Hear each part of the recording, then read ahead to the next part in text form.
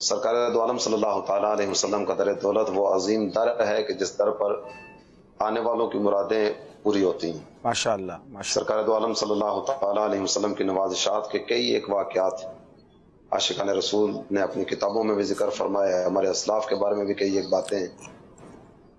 مدینہ طیبہ کی میری جو پہلی حاضری ہے شاید 2001 میں سفر حج کی سعادت نصیب ہوئی تھی۔ سبحان اللہ سبحان اللہ۔ یہ آخری چل مدینہ کا قافلہ بھی تھا، اس میں امیر اہل سنت کے ساتھ مکہ شریف میں بھی کچھ ایام گزرے۔ اس سفر میں مدینہ طیبہ زادہ اللہ شرفا و تعظیمہ میں تسبیح خریدنے کے لیے بازار جانا ہوا۔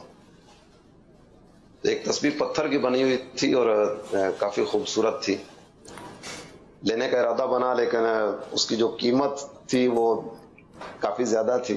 اچھا، قیمت پوچھ کے تو میں واپس آ گیا۔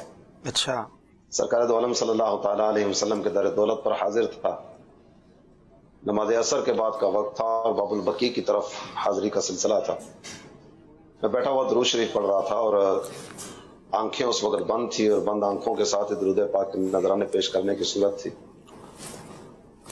مغرب کی اذان کا وقت قریب ہوا اور نماز کی تیاری کے لیے اٹھنے لگا، تو وہ تسبیح جو دکان پر ریٹ سن کر میں چھوڑ کے آیا تھا، اللہ، وہ میری گود میں رکھی ہوئی۔ اللہ اللہ، کس نے دی، کب دی، یہ بندہ نہیں نظر آیا کوئی؟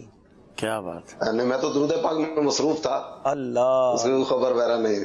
اللہ اللہ، واہ واہ واہ۔ مدینہ طیبہ ہی کی سرکار دو عالم صلی اللہ تعالیٰ علیہ وسلم کی نوازش کی ایک یہ بات ہے۔ سبحان اللہ، سرکار دو عالم صلی اللہ تعالیٰ علیہ وسلم کی کرم نوازی۔ کیا بات ہے۔ یہ یقیناً مدینہ شریف میں اگر آپ، میرا خیال ہے کہ زائرین سے بات کریں نا تو آپ کو میجورٹی زائرین یہ کہتے نظر آئیں گے کہ جو دل میں خیال آیا، جو سوچا وہ مل ہی جاتا ہے، اور ایسے ملتا ہے کہ جو ہے وہ عقل حیران ہو جاتی ہے کہ ماشاءاللہ۔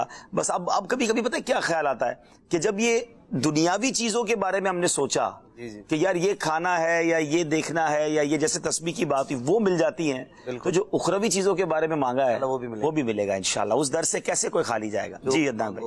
فریاد امتی